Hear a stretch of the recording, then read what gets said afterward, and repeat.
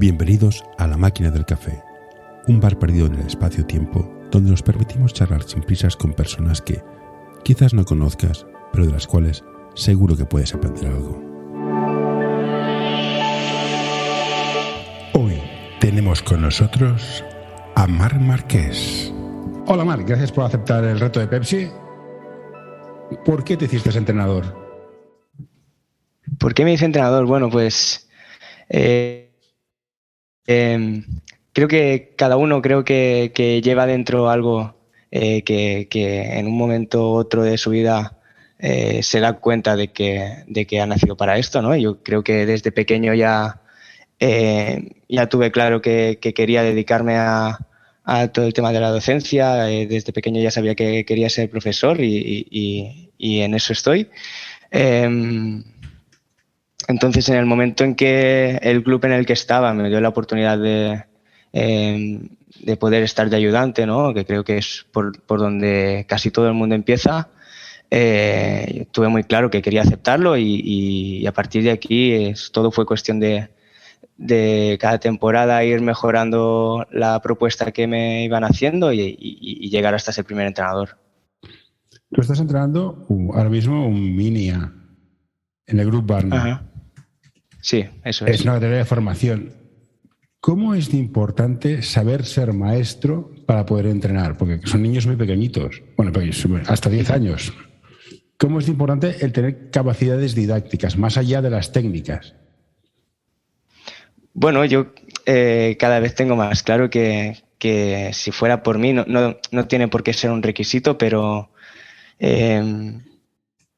si todos los entrenadores de formación, hablo al menos hasta minibásquet, fueran docentes o fueran buenos docentes, tuvieran sus conocimientos pedagógicos, estoy seguro que toda esa franja de edad estaría bien cubierta. A partir de aquí, todo lo que sea conocer más o menos de técnica, de estrategia, de táctica, conocer un poco más el baloncesto ayuda para no solo tener entrenadores y buenos educadores en cualquier deporte, sino específicamente del baloncesto. Es evidente que para escoger, y en nuestro caso en el club, para escoger un buen entrenador, lo primero que tiene que cumplir en estas categorías tiene que ser un buen ejemplo, un buen educador, saber conocer a los niños y cómo piensa un niño. Eso seguro, o una niña, claro. ¿Crees que todos los niños son iguales y todos han tenido el mismo trato o hay que saber adaptarse a cada niño? ¿Qué va? Y sin poner la etiqueta de niño, ¿no? Cada persona es un mundo y hay muchas cosas que los niños y los adultos compartimos, y a partir de aquí un buen referente tiene que entender con quién está tratando. Al final estamos hablando de un deporte, pero es un trabajo que va de cara al público, ¿no? Y nuestro público es un material, está hecho de un material muy frágil, ¿no? Que son los niños y cualquier cosa que puedan aprender, para bueno y para malo, va a ser muy importante para sus vidas, ¿no? Para mí el tema de la empatía, del saber conocer al niño que estás tratando es el eje vertebral de cualquier metodología educativa en el deporte. A partir de aquí sabrás lo que piensa ese niño, sabrás o podrás intuir qué necesidades tiene. Todo será mucho más fácil a partir de entender al niño. Lo comento porque cuando son tan pequeñitos, quien tiene habilidad física y es incontestable. Es un deporte donde los pequeñitos mandan mucho, es un juego de mucho correr. Cuando te viene un chico alto, integrarlo es más difícil porque juegas a correr, que es lo que hay. O sea, ya decía, me parece que era Nacho Solozábal, que al principio has de jugar a correr. No, Chichi Creus, has de jugar a correr. Claro, el chico alto, torpón, lento, ¿cómo lo integras? Y al chico que corre mucho dices, es que has de seguir corriendo, pero has de saber parar. ¿Cómo consigues comunicar para que todo sea una piña, sea un equipo? Bueno, mira, justo eso último que has dicho, yo creo que le puede servir a cualquier entrenador para cumplir ese objetivo, ¿no? Al final lo que esta doble vertiente que tenemos los entrenadores de formación, que es por un lado, formar individualmente a cada jugador para que crezca madurativamente y en el juego, y también tener una estructura de equipo que funcione junta, ¿no? Al final, tengas los jugadores que tengas, el número que tengas, los perfiles que tengas, al final una de tus grandes tareas va a ser hacer el equipo, ¿no? Y que todos funcionen. El tema del físico en el baloncesto, tanto si es por altura como por fuerza, capacidad de velocidad de desplazamiento, de reflejos, todo suma y hay que valorar las capacidades que tiene cada uno. Vas a valorar que tu chico, aunque sea torpe, sea muy grande y seguramente tenga facilidades para hacer algunas acciones cerca de canasta. También vas a intentar que desarrolle esas capacidades que no tiene tan desarrolladas, pero también vas a valorar a tu jugador pequeño que corra y al que no corra también y vas a tener, y por eso hablaba de la empatía, ¿no? Vas a tener que entender que tengas los jugadores que tengas, como no empieces a valorar todo lo que tienen, pues te va a costar mucho, ¿no? Hacer el equipo, porque siempre vas a tener más problemas que ventajas. Y yo creo que esa tiene que ser la mentalidad de cualquier formador. Como formador que eres, porque eres un rol de tutor, de maestro y estudias para esto, ¿cómo sientes el peso de responsabilidad a tener un grupo de niños pequeñitos que los padres te los dejan a ti para que tú les enseñes a jugar a básquet y los valores que se asocian al deporte? ¿Cómo se siente ese peso? ¿O no lo sientes en plan, me lo paso bien, se lo pasan bien y estos son mis valores? Bueno, por suerte lo que te decía al principio, ¿no? Que en mi caso, bueno, yo siempre lo he tenido muy claro y en el momento en que una persona tiene claro que ese va a ser su papel en la sociedad, en este caso, pues bueno, supongo que el peso se diluye un poco, ¿no? Porque ya asumes que esa va a ser una parte de tu trabajo, pero es que se va a compensar con, al menos en mi caso, con la idea de tener nuevos jugadores y nuevas personas que van a ayudar a que el mundo vaya un poco mejor, aunque suene muy hippie, pero así es, ¿no? Vas a tener esa responsabilidad, pero también vas a tener el derecho de decir, les he dado la oportunidad de que hagan algo bueno. O sea que en mi caso no siento esa presión porque lo compenso con esa otra idea, ¿no? Sí que entiendo que para otras personas y por eso es muy importante que quien escoja dedicarse a eso sea muy consciente, ¿no? de todo lo que le va a pasar y siendo consciente de todos estos aspectos aún así lo escoja porque sepa, porque va a saber que se le va a dar bien y que va a hacer un bien para los niños. ¿Y qué valores crees que aporta el deporte en general? ¿Y qué valores crees tú que son más importantes que intentas transmitir a tu equipo? Con el tema de los valores en el deporte, yo voy a coger una frase que dijo Álvaro Salinas, que es el seleccionador mini de la selección catalana y también era director técnico del Grup Barna. Dijo que el básquet en sí no tiene valores. O sea, nuestro deporte en sí, y puede que otros deportes, yo creo que en general el deporte en sí no tiene valores porque es una práctica, es algo material. Al final los valores en todos los aspectos se tienen que ver como algo que se asocia con el contacto con el entorno, ¿no? Con la práctica social, con la gente con que te relacionas, en el contexto en el que estás viviendo. A partir de aquí adquieres unos valores u otros y por eso pienso que el rol del entrenador no es tanto transmitir unos valores, porque al final no vamos a poder inculcar nuestra manera de pensar a los niños ni nuestra manera de vivir a los niños, porque cada niño tiene que tener su propio criterio y por eso lo relaciono con la empatía. Creo que el rol del entrenador, más que transmitir, tiene que ser dar ejemplo, ¿no? A partir de aquí, la manera en que los niños te vean ya de por sí van a adquirir unos valores. Depende de tu comportamiento y de tu forma de entender las cosas y de entender sus propias situaciones, los valores que van a coger los niños van a ser muy diferentes, y eso es una de las cosas que los entrenadores tenemos que tener muy, muy en cuenta, en cómo nos comportamos, cómo los tratamos, cómo tratamos los problemas, cómo tratamos las cosas buenas en la vida. Hay que ir con mucho cuidado con eso. Y cuando los niños empiezan a jugar a básquet en Preminice, ¿qué es lo más importante para ahora entrenar? ¿El pasar, el botar, el tirar o el divertirte? Tiene que haber un poco de todo, ¿no? Al final, no hay que olvidar que un premini en estas categorías o en la esculeta en sí, los niños vienen del cole y vienen cansados y vienen que se lo habrán pasado bien, pero habrán tenido ya sus horas de bagaje durante el día, y es un momento en el que tienen que liberarse, ¿no? Así que ojalá ya en la escuela se hayan liberado lo suficiente, pero es un momento que nosotros tenemos que ofrecer un espacio donde hay que trabajar, hay que mejorar, porque cada equipo tiene que tener sus objetivos, pero es un momento de disfrutar, ¿no? Y en lo que te comentaba antes, ¿no? Hay que disfrutar del espacio donde se está, de las relaciones que vas a tener con el entrenador, con los compañeros. Y cuando ya te has asegurado como entrenador y como club que ofreces este contexto, a partir de aquí hay que mejorar las cosas básicas, ¿no? El tiro para mí es algo muy importante en el baloncesto. Da igual si es baloncesto actual o más antiguo, ahora mismo se tiene que saber tirar.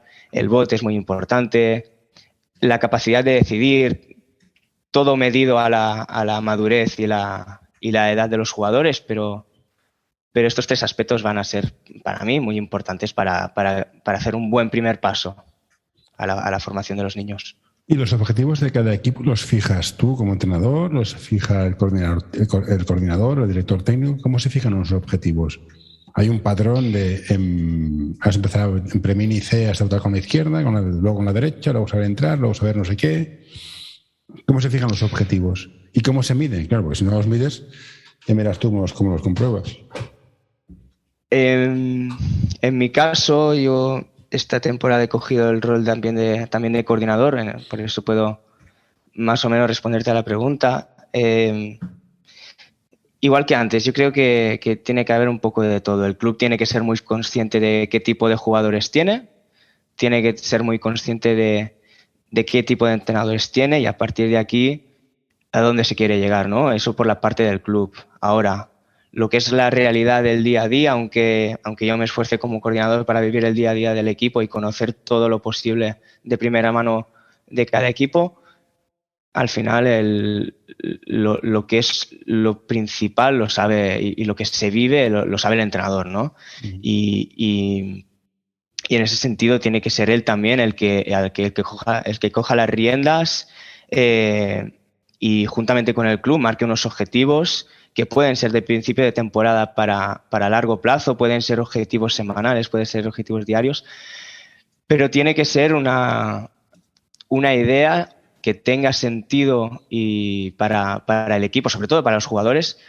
una idea que tenga sentido para todos, con la intención de ir en una misma dirección, ¿no? De no trabajar porque sí, de no venir 3 días a la semana y un partido porque nuestros padres ya han pagado la cuota y hay 3 entrenos por semana, sino porque venimos porque queremos hacer algo. Y ese algo nos convence a todos. Pues es un poco trabajar esas cosas, ¿no? De parte del club y de parte del entrenador. El baloncesto, entre otras muchas cosas, es un deporte de que hay que repetir mucho las cosas. Es mucho de repetición. Y la repetición tiende a ser aburrida. ¿Cómo hacemos que se aprendan y se fijen conceptos de memoria muscular, o como se quiera llamar, sin que se aburran? Y te pongo un ejemplo. Me dijeron que hay un entrenador que se dedica en unos entrenos a jugar al pilla-pilla a cámara lenta. Y dice, no sé cuál es su objetivo detrás, pero mira, tiene su gracia. ¿Cómo se consigue hacer divertido un entreno? Con el tema de la repetición estoy muy de acuerdo. Al final, ya solo por un mero hecho fisiológico, el cuerpo necesita adaptarse a situaciones y la repetición ayuda mucho, ¿no? En el momento en que consigues dar unos contenidos que sean atractivos para los jugadores y vuelvo, con un objetivo que les sea atractivo, vas a saber muy bien como entrenador por dónde tirar, ¿no? Al final, conociendo al jugador, sabes sus gustos, sabes sus intereses, lo que necesitan, y eso va a ayudarte mucho el tema de la empatía, el tema de entender al jugador. Y vas a saber cómo plantear esas actividades, ¿no? No es lo mismo lo que te funcione en un año con un equipo a lo que te funciona el año que viene, aunque tengan la misma edad, para el próximo equipo que tengas, ¿no? Tienes que conocer muy bien al jugador, tienes que intentar, como entrenador, dejar de ser lo más egoísta posible y ser estar en ese segundo plano y que el protagonismo del entreno lo tengan los jugadores. Eso les emociona mucho, eso para ellos cobra mucho significado, aunque sea de manera indirecta, ellos lo saben, aunque en algún momento no lo expresen. Un jugador se da cuenta de verdad cuando le emociona un ejercicio, cuando realmente tiene sentido para él y cuando realmente cumple los objetivos que le pones. El tema de hacer el entreno divertido no va tanto por reírse, porque sea un parecido a un circo, ¿no? Correcto. Tiene más que ver con que provoque algo, una emoción al jugador. Y esas emociones van a venir dadas por sus intereses. Ayuda a mantener este podcast en anorta.com/colaborar. Y siguiendo en esta línea, ¿cómo se entrena la dureza mental? En el sentido de gente que empieza a tener miedo a tirar, gente que tiene miedo a hacer cosas por miedo a fallar. ¿Cómo se entrena que no tengas miedo? Porque a veces se nos llena la boca a todos de no, yo confío en mis jugadores, pero si tira un tiro, todos, la madre que te parió. No. Bueno, ¿cómo lo hacemos para que pierdan el miedo a intentarlo? Pues tienen, pues eso, su información no tiene menos de 12 años, tienes toda una vida para equivocarte y hacer pruebas. Pero ves que hay jugadores que tienen como miedo, o sea, se encoge la mano, en plan, no, que tire otro, que yo paso por aquí. Bueno, y sin jugar a ser psicólogo, porque evidentemente no lo soy y hay que tener cuidado también con dar más consejos o más feedback de lo que toca. Yo trabajo mucho el miedo desde la comprensión, desde el saber que el miedo es un sentimiento humano, que lo van a tener los niños y lo van a tener los adultos durante toda su vida, y tampoco en la medida de lo posible yo creo que debemos ser lo más honestos con los niños y con los jugadores, lo más honestos posible, ¿no? Si nosotros en algún momento tenemos miedo en nuestro día a día, ¿por qué no van a poder tener miedo los niños en un partido? Miedo a tirar, es que es completamente normal. Creo, y por experiencia, creo que en el momento en que un jugador entiende que el miedo es normal y el miedo se puede tener y se puede jugar con miedo, igual que se puede jugar con alegría, se puede jugar enfadado y se puede jugar con cualquier sentimiento, creo que desde aquí a la persona le da mucha tranquilidad, ¿no? El hecho de que no está sintiendo algo malo, está sintiendo algo natural y no va a pasar nada por sentir eso. Entonces, de una manera u otra, se contrasta el sentimiento de miedo con el sentimiento de tranquilidad, de no está pasando nada malo, voy a poder jugar igual, lo que estoy sintiendo es completamente normal, ¿no? Estamos jugando contra un equipo que a priori me lo invento, es superior a nosotros, pues claro que voy a estar algo nervioso y no pasa nada. Y seguramente mi equipo va a estar nervioso y hasta mi entrenador me ha dicho que está nervioso. Uh-huh. Yo lo trabajo desde aquí, porque intento transmitir a mis jugadores que las emociones son buenas en el deporte, igual que lo son para la vida. ¿Y hasta qué punto el feedback positivo rinde más que el grito? Me explico. En vez de decir a un jugador, mal, lo has hecho mal, decir, no, está bien, pero mejora por aquí, o eso está muy bien. Porque veo más feedback negativo que positivo. ¿Es duro estar en el banquillo y ser positivo? ¿O por qué eso? Si quieres estar informado de lo que ocurre en el mundo, apúntate a nuestro boletín en anorta.com/noticias. Para mí, en el momento en que, y eso se puede hacer el momento ideal es hacerlo al principio de temporada, pero cada día vas a poder poner límites, ¿no? Normas y saber hasta qué punto un jugador puede hacer una cosa u otra, ¿no? Tanto en el juego como en comportamiento y tal. Estos límites yo creo que tienen que ser coherentes con la personalidad de los niños. O sea, puedes tener niños que les dé igual que les grites, o puedes tener niños que les va a afectar, ¿no? Y estos límites tienes que marcarlos tú como líder. En el momento en que se pasa un límite, bueno, pues la reacción del entrenador puede ser, mientras sea lícita, puede ser gritar, puede ser darle un refuerzo negativo. Eso no me preocupa tanto. La cosa es cuando los entrenadores en general no somos, y yo también lo habré hecho alguna vez, ¿no? No somos capaces de marcar esos límites, ¿no? Entonces, cualquier cosa que no sea de nuestro agrado va a ser algo que el niño lo ha hecho mal, ¿no? Y cuando el niño lo hace mal hay que gritarle. Pues bueno, pues a lo mejor es culpa tuya que no has marcado bien las normas, o no has marcado bien las pautas, o no has marcado bien los límites, y el niño hace lo mejor posible. Pero ha cruzado esos límites que tú no has puesto, ¿no? Entonces te estás enfadando con el niño por algo que has hecho tú mal, ¿no?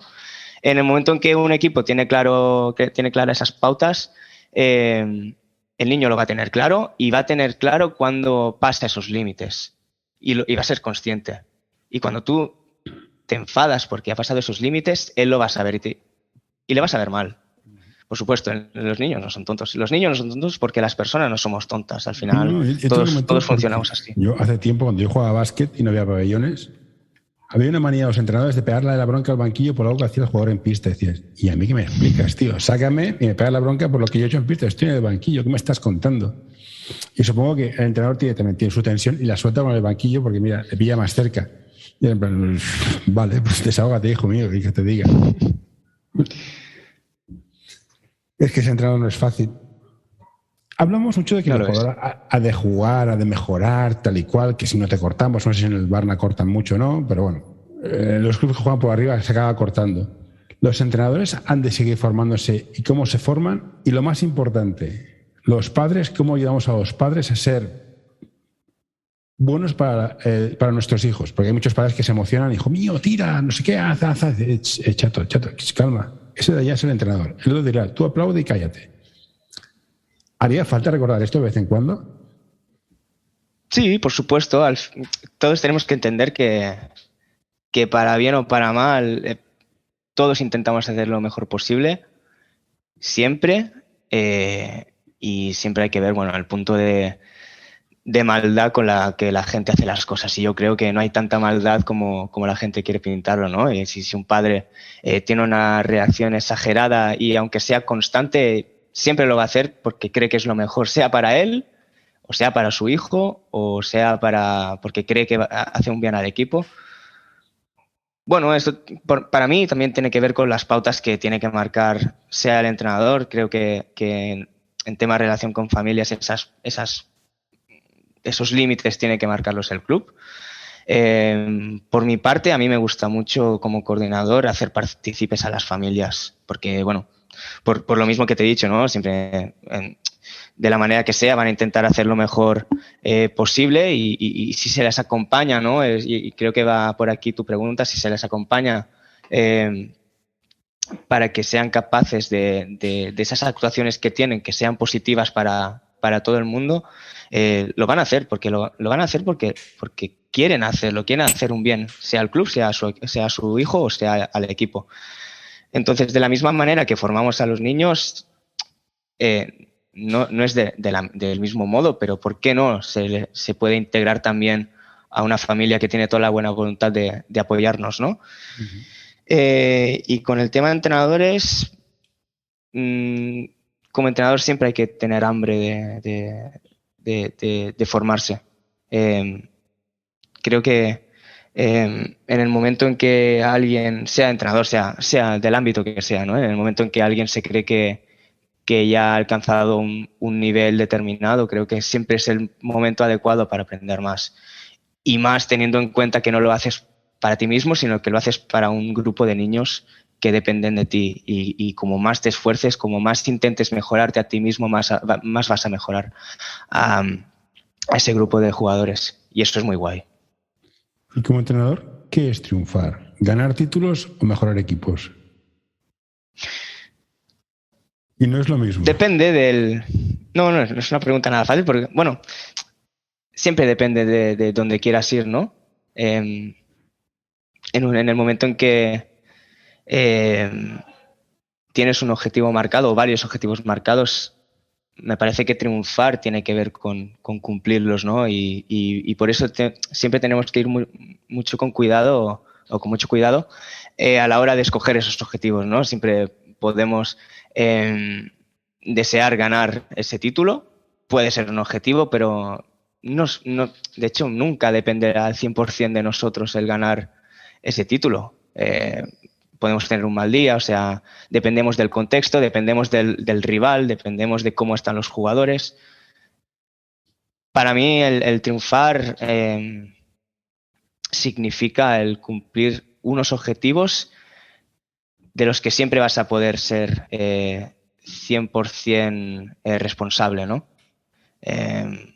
El que cada jugador mejore va a ser algo que va a depender de él. Entonces vas a premiarlo con triunfar. Como entrenador, no sé, tampoco creo que un buen objetivo sea conseguir que tus niños mejoren. Que tiene que ser tu propósito, pero el objetivo al final no va a depender de ti, que el jugador mejore. Vas a tener mucha parte de culpa y mucha parte de responsabilidad con que el niño mejore, pero todo va a depender de él, de su interés y tal. Y a partir de aquí, lo que digo, el entrenador se tiene que formar para que ese interés esté gracias a tu buen trabajo, que el niño mejore gracias a tu buen trabajo, pero siempre está esa conexión, que no todo depende. Y es lo bonito de los deportes de equipo, que no todo depende de mí mismo y yo voy a hacer todo lo posible para ayudarte y tú vas a hacer todo lo posible para ayudarte a ti mismo a mejorar y a que mejore yo, ¿no? Y este tipo de relaciones tienen que ser bidireccionales, del entrenador hacia los jugadores y de los jugadores hacia el entrenador y hacia ellos mismos. Y cuando eres entrenador y tienes una generación muy buena, jugadores muy buenos, o tienes buenos entrenadores y salen buenos y se te van, ¿qué sientes? Alegría, en plan, joder, se me ha ido al club de al lado, que otro club de al lado ya ser, bueno, los que tengas al lado, que sabemos todos cuáles son.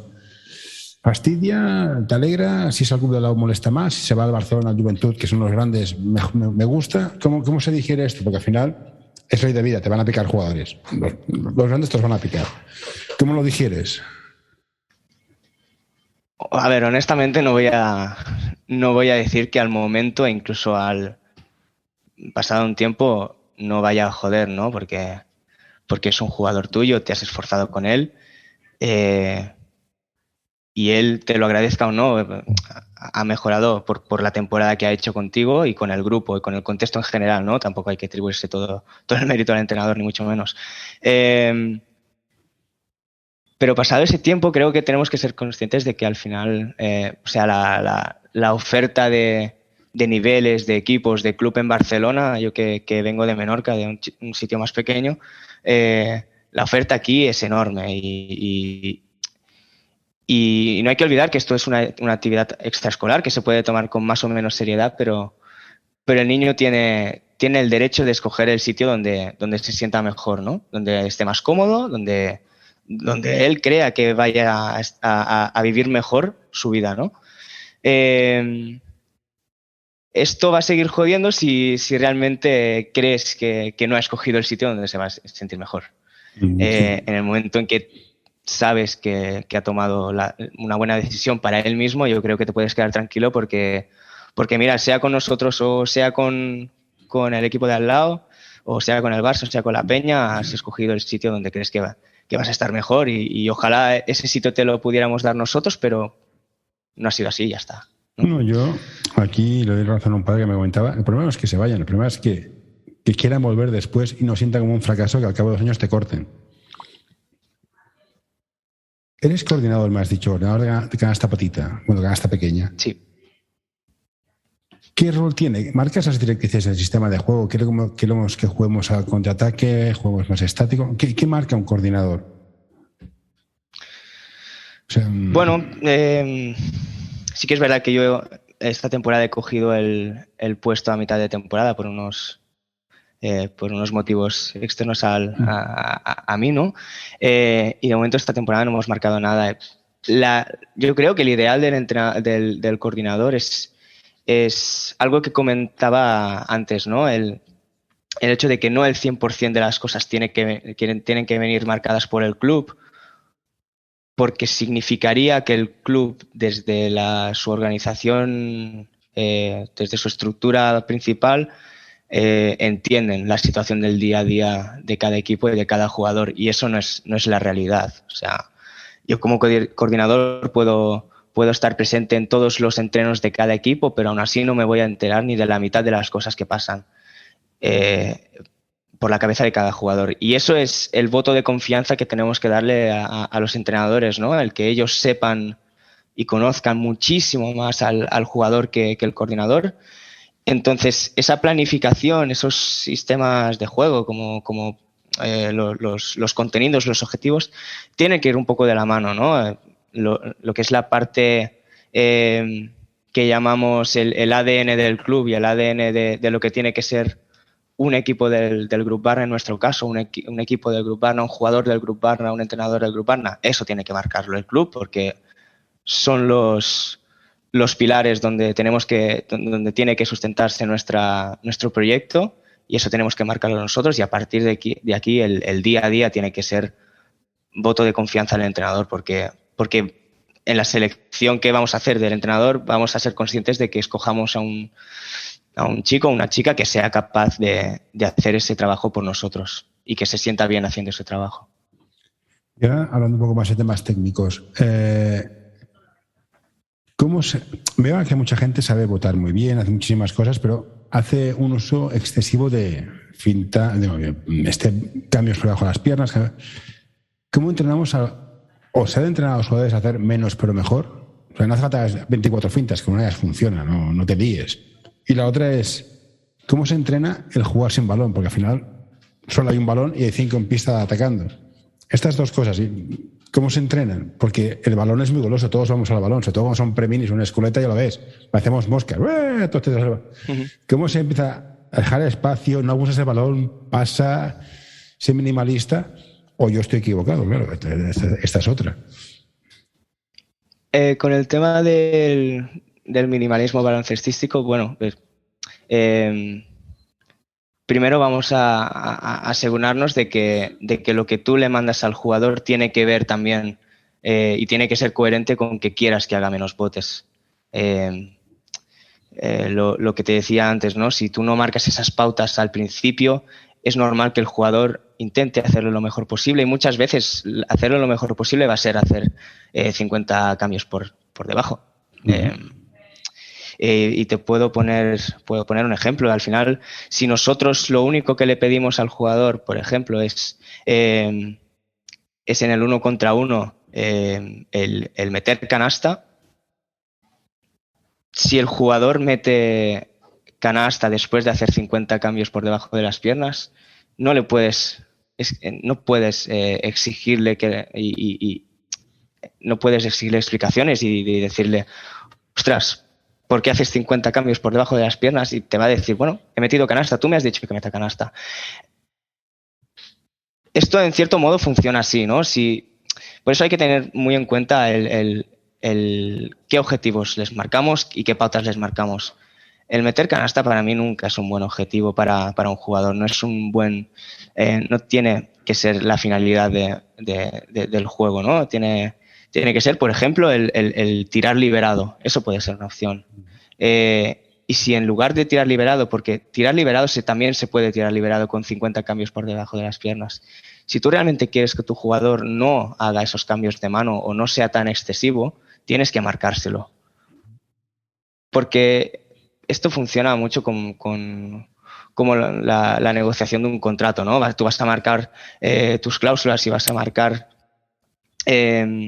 las normas, y a partir de aquí todo lo que sea cumplir esas normas haciendo lo que tú le pides va a ser bueno, de una u otra manera. Entonces, realmente, si no quieres que haga esos cambios de mano, le vas a decir, tienes que tirar solo en 2-3 segundos. No le da tiempo a hacer esos cambios de mano. Y realmente no le estás dando el mensaje explícito de no puedes hacer esos cambios de mano. Porque entonces estás cohibiendo al jugador. Correcto. De manera directa. Le estás prohibiendo hacer algo que él realmente, y tiene sentido, es coherente que él haga esas cosas, porque tú no le estás exigiendo que no las haga. Eso en cuanto al jugador, ¿no? Al tema más individual. Y el tema que es muy curioso, el tema del juego sin balón, ¿no? Lo mismo, hay que entender que la tendencia a ir por el balón es algo natural, ¿no? Y a partir de aquí hay que marcar unas normas de juego. Esto sí que te puede ayudar más el club, porque no es lo mismo jugar en minibásquet en el Grup Barna, porque tiene su propio ADN y sus propias normas de juego, que jugar en el SESE, que jugar en un Jack Sans. En teoría, el estilo de juego es diferente. Entonces, en esa parte tiene que ayudarte el club. Pero del mismo modo, si quieres que tus jugadores hagan algo, tienes que exigirles y tienes que currarte el mensaje que les vas a dar, ¿no? No tiene que ser tanto el no hagas eso, sino yo quiero que hagas eso. Queremos, todo el equipo necesita que tú hagas esto de la manera que quieras, pero hazlo, ¿no? Y te van a salir jugadores que te cumplen una misma cosa, un mismo objetivo, te lo van a cumplir de maneras diferentes, y es donde te sale el gran abanico de jugadores que este tira mejor, este hace esto, porque el jugador va a intentar hacerlo de la mejor manera posible, y si se le da bien al jugador tirar, pues te va a tirar y va a escoger de esos 2 segundos que le has dado la mejor manera para que él tire. Y el jugador que bote mejor el balón, pues no va a priorizar tanto el tiro, sino que lo va a hacer desde un bote seguramente muy largo para ganar espacio, ¿no? Hay que ofrecerle al jugador un espacio donde él se sienta cómodo, pero cumpliendo lo que tú le dices.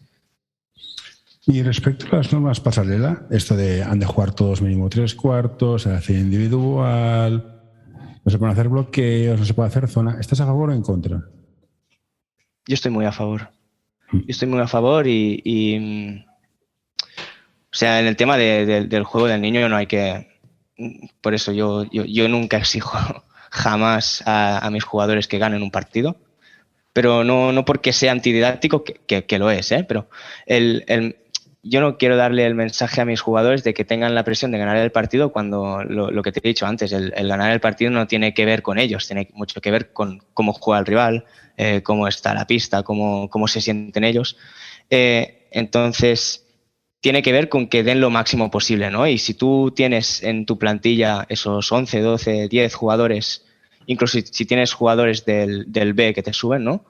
Si tú tienes esos jugadores en la pista, significa que tú quieres estos jugadores en la pista, y hay que quererlos. Hay que quererlos. Y entonces tienen que jugar. Tienen que jugar. Y si de esta manera la federación te obliga a hacerlo, me parece bien.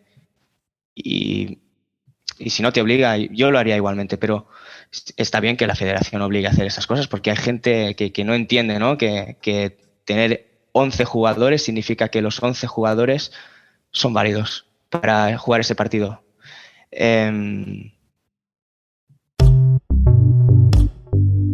Si te gusta este episodio, por favor, deja un comentario o compártelo con tus amigos. Ya sé que es una pesadez y todos lo pedimos, pero ayuda bastante. Entonces, en ese sentido hay que cumplirlo siempre. Perfecto. Pues bueno, Marc, te haría más preguntas, pero creo que llevamos ya casi 3/4 de hora. Darte las gracias por estar aquí y que te vaya bien con el Grup Barna. Bueno, sí, una pregunta más. Y la última. Venga, lánzala. ¿Por qué escoger el Grup Barna y no SESE, Jack Sans, BNB, Horta, Lima, todos que hay? Un montón. Bueno, tiene que ver con la historia de cómo llegué, ¿no? Ya te he dicho que soy de Menorca y llegué a este club porque tenía un muy amigo mío que ya estaba en el club y me recomendó, ¿no? Pero el tema de quedarme aquí estos años tiene mucho que ver con con el sentimiento de sentirme en casa.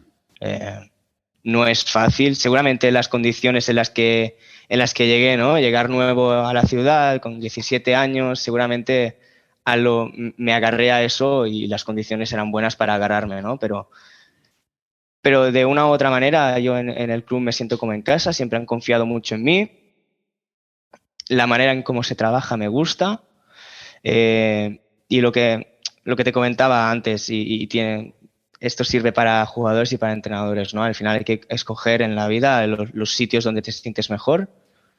Tuve la suerte de que ahora mismo y desde el primer momento me sentí bien en el club y lo agradezco mucho, y entonces tiene que ver con eso, por lo que todavía sigo aquí y sigo trabajando, y estoy muy contento de ser un entrenador, un miembro del Grup Barna. Perfecto. Pues, Marc, muchas gracias y nos vemos por las pistas. Venga. Nada, gracias a ti. Muchas gracias.